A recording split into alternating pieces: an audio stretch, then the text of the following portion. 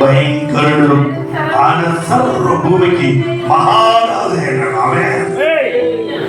యేసు ప్రభు వారు మహోన్నతుడు, అంటే అన్నిటికంటే ఉన్నతమైన దానికంటే ఇంకా పైన మహోన్నతమైన వాడు.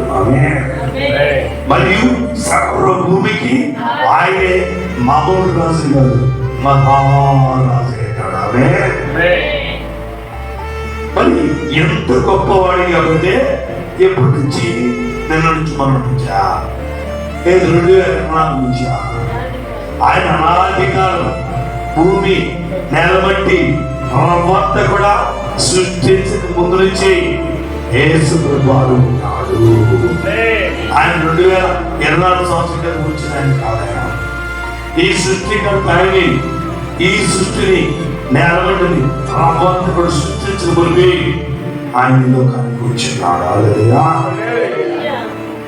కాబట్టి ప్రియులారా, అందుకని అప్పటి నుంచి చూడంటే ఈ సృష్టి తయారవక ముందు నుంచి కూడా ఆయన సర్వ భూమికి మహారాజు గారు.